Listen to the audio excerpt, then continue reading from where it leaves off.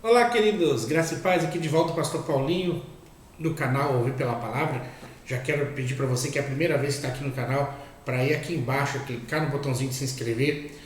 Clique também aí do lado num sininho para ser notificado cada novo vídeo que nós colocarmos aqui no nosso canal, para você ficar por dentro de tudo, tá bom? Também quero pedir para você compartilhar nas suas redes sociais, compartilha aí no seu Facebook, no seu Instagram, compartilha aí no seu WhatsApp, fique à vontade para compartilhar o nosso material, tá certo? O canal Ouvir pela Palavra tem o intuito de levar Jesus até você, de fazer você também, né, se conectar aí com o subsídio da escola dominical, que é muito importante para todos os professores de escola bíblica dominical. Então, estamos aí de volta com o nosso canal e em mais uma lição da escola bíblica dominical, que eu tenho certeza que vai ser abençoada, que vai abençoar vidas, que vai abençoar também aí todos os seus alunos, tá certo? Nós sabemos então que o canal Ouvir pela Palavra oferece também o maior treinamento de professor de escola bíblica dominical do Brasil. Por quê? Porque ele é um treinamento online, você pode fazer aí nas suas horas vagas, você pode fazer aí na sua casa, no seu escritório, onde quer que você esteja, basta ter aí um celular ou um computador e você consegue estudar e melhorar a performance da aula da escola dominical que você dá aí para a sua igreja, na sua classe, você superintendente de escola dominical, pastor, enfim. É muito importante vocês aprimorarem o conhecimento e a dinâmica de como ser um bom mestre na escola dominical.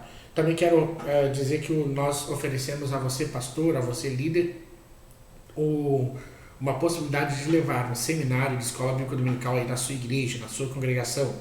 É só entrar em contato no número do WhatsApp que eu vou deixar aqui na descrição desse vídeo. Você pode clicar, adicionar esse número aí nos seus contatos e a gente pode fazer um contato para levar aí 2 dias, um dia de seminário de escola bíblica dominical para a sua igreja, para abençoar a sua congregação, tá certo? Então é isso, canal Ouvir pela Palavra. Nós vamos aí agora para a vinheta e logo após a gente volta.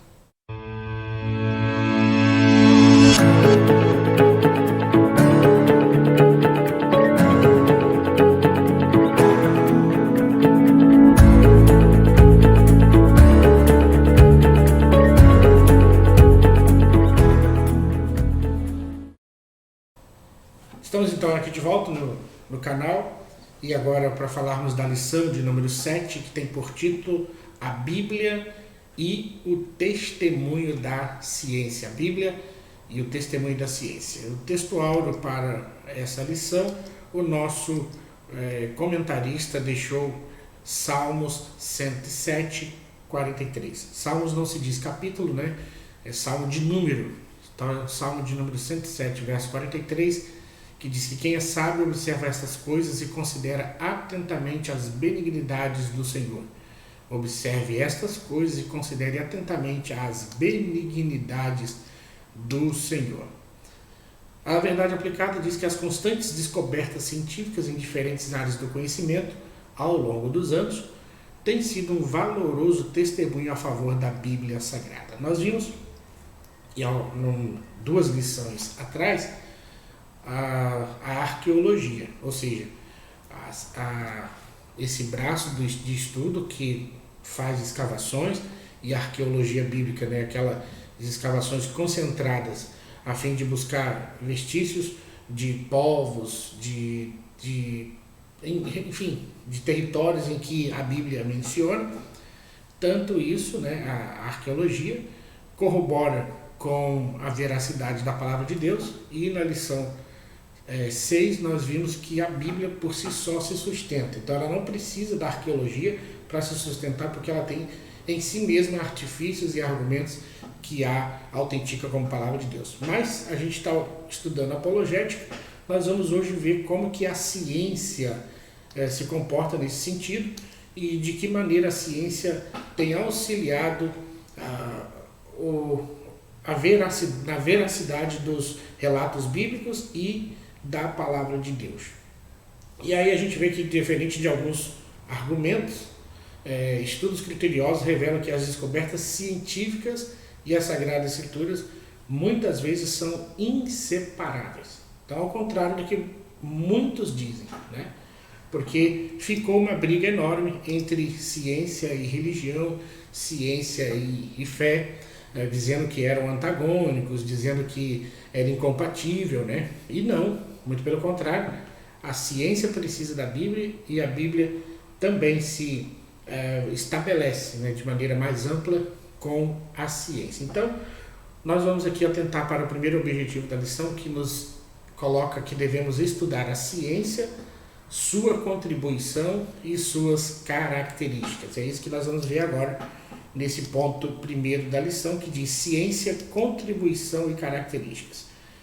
Então nós sabemos que a ciência, de forma efetiva, traz benefícios e contribuição à humanidade e ultimamente tem produzido subsídios valiosos, confirmando afirmações históricas da Bíblia Sagrada.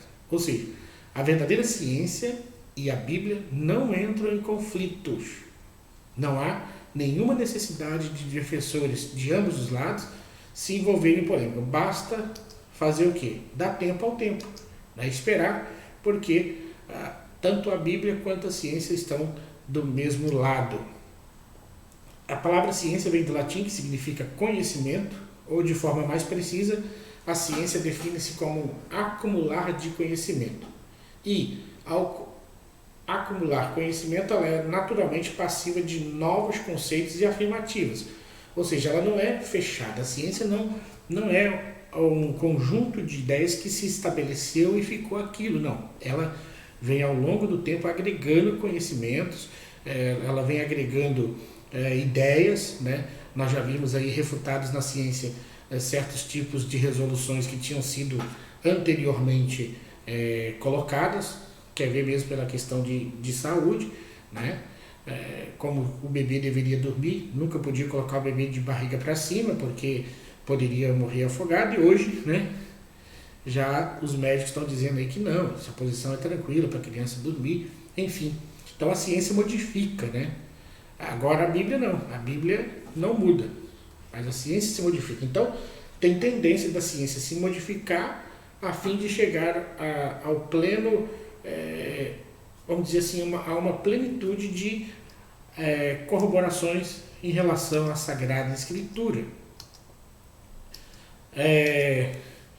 Albert Einstein estava certo quando ele disse que a ciência sem religião é aleijada. A religião sem a ciência é cega. A religião pode tanto ser informada quando confirmada pela ciência. São palavras do apóstolo Paulo, que está em Colossenses 1, 16 e 17, que ele diz: porque nele foram criadas todas as coisas, que há nos céus, na terra, visíveis e invisíveis, sejam tronos, sejam dominações, sejam principados, sejam potestades, tudo foi criado por ele e para ele. E ele é antes de todas as coisas, e todas as coisas subsistem por ele. Então muitas informações ainda estão encobertas para a ciência, mas para Deus, que criou todas as coisas, nada está em oculto. Ele sabe de todas as coisas, porque foi Deus que criou.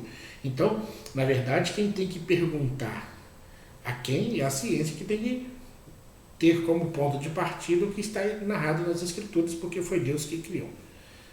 A gente vem vendo um enfraquecimento do cientificismo, que afirma que somente a ciência tem a chave para a verdade e que tudo o que não é científico é falso. Está enfraquecendo esse tipo de pensamento, porque existe cientista admitindo que a ciência sozinha não pode nos oferecer uma lei ou um padrão moral que nos diga como viver. Porque a ciência se ocupa com as coisas físicas que podem ser observadas, medidas e analisadas, mas se torna incapaz de explicar a noção de um mundo espiritual, onde de uma influência espiritual nos assuntos humanos.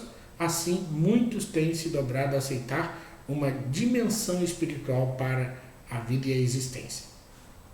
Vou abrir um parênteses aqui para dizer que recentemente foi divulgada uma pesquisa acerca da oração e o benefício da oração em tratamentos de doenças cardiovasculares, né? Foi feita uma pesquisa e essa pesquisa foi divulgada, saiu aí nas mídias, como que a oração auxilia nos tratamentos de doenças. A pessoa que ora, que busca a Deus, que clama, né, tem um benefício, né? Isso foi comprovado cientificamente. A revista História da Ciência, lá, Scientific American Press, edição número 6, tem como matéria principal o seguinte tema: os grandes erros da ciência, e afirma que, na atividade científica, errar é a regra e não a exceção. Só aceitando esse fato, o conhecimento pode avançar. Este número especial foi inteiramente produzido no Brasil com a colaboração de Roberto de Andrade Martins, um dos mais importantes historiadores da ciência do país. Os artigos reúnem os erros da ciência nas mais diversas áreas. Os erros na matemática, na astronomia e medicina. E alguns cientistas muitas vezes já provaram que outros cientistas estavam errados. Então, neste artigo da edição de número 6 dessa revista História da Ciência, já vai perceber aí alguns erros da ciência. Então, a ciência pode errar. Então, ela não é absoluta. A ciência não é absoluta. Outro ponto impressionante é que a ciência evolui. Se considerar aí o progresso científico como sendo o incremento no volume de teorias científicas existentes ou o surgimento de conjunturas mais complexas acerca de conceitos relativos a esta maneira de se buscar entender a realidade, a ciência evolui. Assim como precaução, deve ser considerada uma máxima que diz: a ciência é um trem que está sempre viajando. A generalização de ontem é a hipótese do ultrapassado de hoje. É perigoso procurar comprovar a Bíblia através da ciência, né?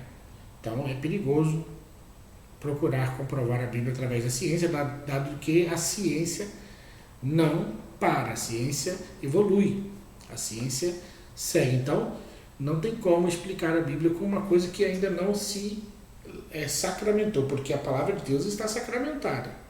Ela está alicerçada, não há mais possibilidade de se mudar ou pensar algum tipo de mudança com aquilo que está ali na palavra de Deus, né? Então, se a Bíblia ficar totalmente vinculada às teorias científicas de hoje, o que vai acontecer quando a ciência daqui a algum tempo mudar de posição, como já ocorreu em diversas ocasiões, que vai ser?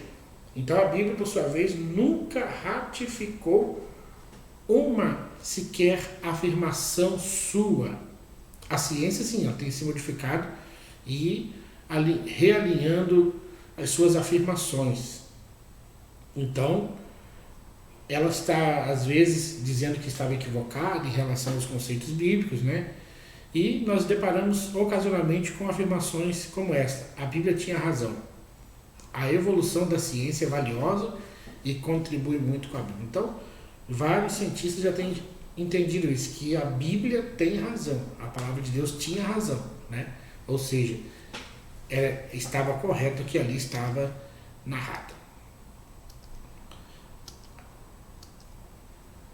O teólogo Paul, ele diz que muita coisa que se diz hoje em dia quanto à possibilidade de os cientistas criarem vida num tubo de ensaio, né? Há várias cogitações sobre isso. E Deus, de alguma maneira, terá sido desalojado do seu trono. Mas o que de fato está acontecendo? O que seria comprovado? Só que a vida não surgiu do acaso cego, mas de uma mente inteligente. Então, aí, será que Deus vai ser destronado do seu trono? Capaz que não.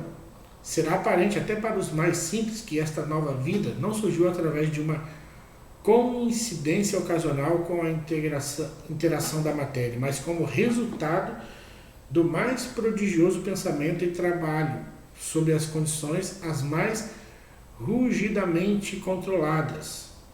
Seria um argumento lúcido em prol do teísmo. Além disso, ainda teríamos que explicar os elementos empregados para produzir a vida. De onde é que estes surgiram? A explicação mais lógica é que Deus os fez. Então, a ciência, embora use aí os mecanismos para se produzir vida, a gente viu o clone, né? A gente viu aí certos tipos de combinações que a ciência faz que estão, de certa forma, produzindo vida, mas essa vida, até então, que a ciência produz, ela se utiliza dos materiais já existentes. E esses materiais vieram de onde? De Deus, né? Já estão aí. Objetivo 2. Mostrar que a Bíblia Sagrada e a medicina moderna andam em consonância, ou seja, estão aí parecidos. Então, a Bíblia Sagrada e a medicina moderna. Então, a gente vai ver que a Bíblia tem muitas leis de saúde e princípios práticos que, depois de serem ignorados ou esquecidos, foram redescobertos somente nos últimos séculos. A temida peste negra, por exemplo, prosperou nas condições insalubres da Europa medieval, matando milhares de pessoas. Os judeus mais familiarizados com as escrituras sofreram muito menos porque praticavam os princípios bíblicos para saúde. Instruções básicas de medidas sanitárias. Deus sempre enfatizou a limpeza física para o seu povo. Então, não há dúvida da boa relação que existe entre higiene e saúde. As principais pragas e epidemias que mataram milhões através dos tempos geralmente se originam porque esse princípio comprometido fica, né, com o passar do tempo, né, esses princípios ficam comprometidos. Então, a cólera tem sido uma das principais causas de morte ao longo da história, né? E por quê? Por causa da negligência dos princípios que a própria palavra de Deus já estabeleceu de higiene. As doenças, algumas doenças, né, surgem aí quando os princípios de saneamento básico são infringidos. Entretanto, milhares de anos atrás, a Bíblia já tinha instruções que preveniam a cólera, o tifo, a disenteria, a hepatite e outras epidemias similares. Está em Deuteronômio 23, versos 12 e 13. Então, Deus determinou que os dejetos humanos deveriam ser eliminados de um modo que as pessoas e os animais ficassem longe do seu contato direto. Isso já é uma afirmação de Deus, né? Isso já é Deus colocando como paradigma. Então a gente vai ver que os judeus realizavam uma limpeza completa em sua casa. A cada ano eles removiam o fermento e, ao se preparar para a festa dos pães asmos, eles faziam essa limpeza.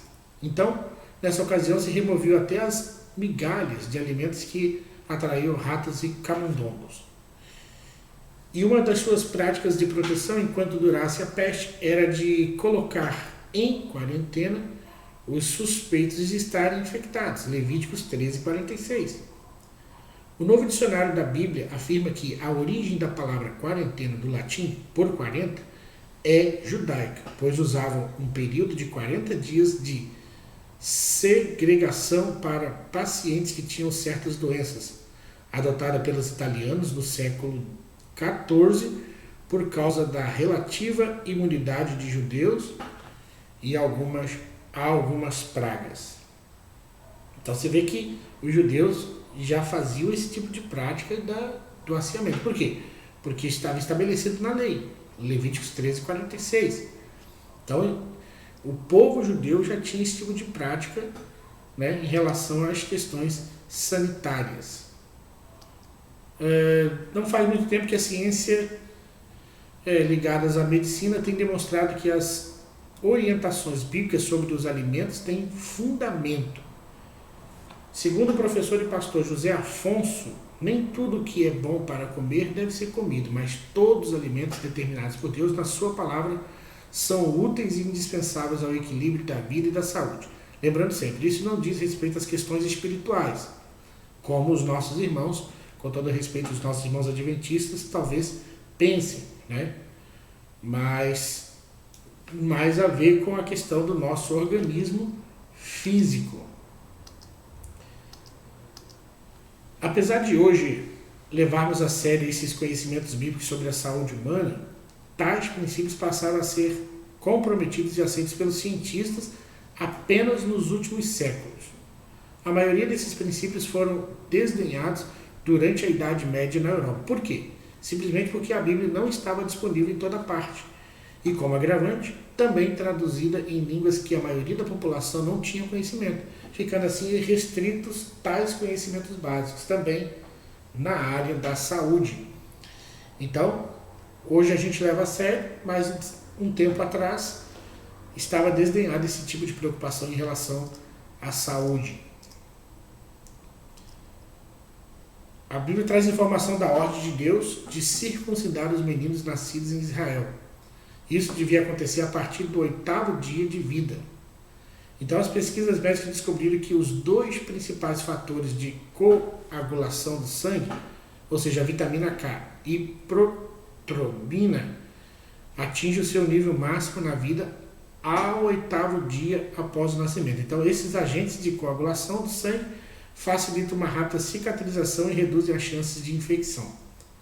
Atualmente, qualquer procedimento de circuncisão antes do 8º dia exigirá injeções de vitamina K para cicatrizar sem problemas. Mais uma vez, a ciência confirmando a importância das afirmações bíblicas. Então, aí a ciência acompanhando o que a Bíblia diz. O professor de Física e presidente do Departamento de Química, Física e Engenharia da Biola Universidade, John A. Blum, ele escreveu um artigo sobre como a medicina relaciona-se com o Antigo Testamento. Ele escreveu assim: a medicina moderna também demonstrou que a circuncisão traz um benefício à saúde. As esposas de homens com circuncidados têm um risco muito menor de contrair câncer cervical, porque a falta de um prepúcio reduz a possibilidade de que o homem abrigue e transmita o papilomavírus humano. Então você vê que homens circuncidados têm menos probabilidade de trazerem às suas esposas, né, as doenças oriundas de bactérias que possam estar inseridas no seu órgão genital por conta de não terem elaborado e feito a cirurgia de circuncisão. Então o povo judeu recebe essa ordem de Deus, Deus fazendo com que eles preservassem a sua saúde e até se prevenissem de doenças oriundas de certas situações de falta de higiene. Terceiro e último objetivo da nossa lição, nós precisamos identificar que as Escrituras e a ciência estão em plena harmonia. As pessoas passaram a ver a ciência e a Bíblia como antagônicas. Se nós fizermos um estudo com a mente aberta, nós vamos ver que a ciência e as Escrituras se harmonizam e muitas vezes uma vai defender a outra. A crença na palavra de Deus não tem de ser mera esperança, mas pode ser firmemente baseada em fatos quando todas as evidências são consideradas. Então, uma coisa corrobora com a outra. O formato do nosso planeta já não é novidade, nem mesmo para as crianças em idade pré-escolar. Mas como já saberam disso, os seres humanos dos tempos bíblicos, quando viagens espaciais, telescópicos e satélites estavam bem longe da realidade. Você vai ver Isaías 40:22 dizendo: Ele é o que está sentado sobre o globo da terra. Embora muitos teorizassem que a Terra era uma esfera, milênios depois de Isaías, só no século XV, grandes navegadores, como Cristóvão Colombo, provaram na prática, confirmando mais uma vez que a Bíblia estava certa. Então a Terra é redonda.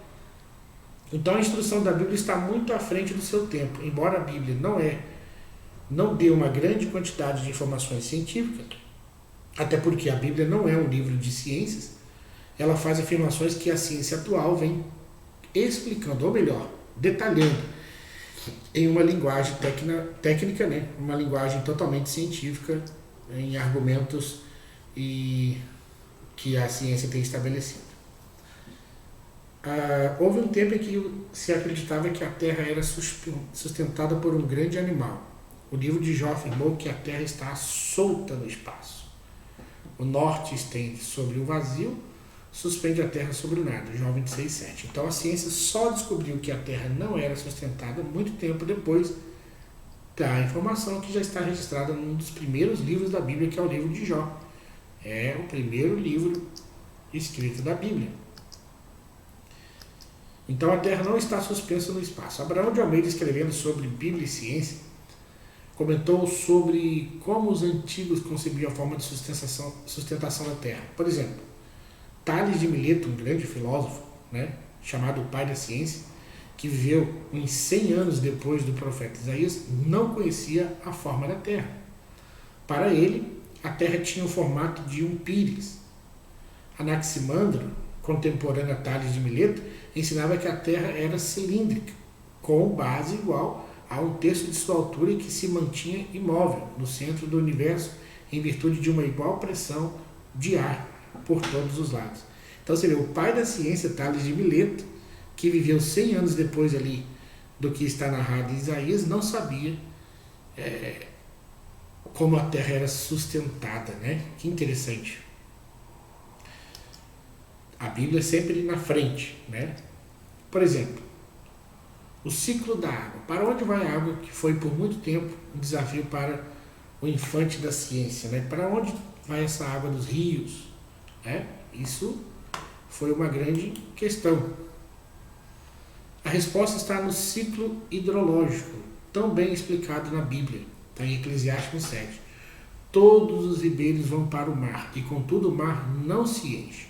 Para o lugar para onde os ribeiros vão, para aí tornam eles a ir. Afirma ainda o texto de Eclesiastes 11:3. Estando as nuvens cheias, derrama a chuva sobre a terra. Então a Bíblia fala do ciclo, né, da água, ou seja, evapora, vai para a nuvem, depois chove. Então Deus restabelece novamente os celeiros das águas. Então, a ciência não encontrava explicação para isso. Walter L. Bradley, norte-americano e autor de diversas publicações que tratam de evidências científicas para a existência de Deus e reconcilia o relato bíblico da recriação como as descobertas da ciência moderna, ele, escrevendo um artigo sobre dados científicos que respaldam a Bíblia, ele afirma o seguinte: vejamos, sobre a questão do ciclo da água.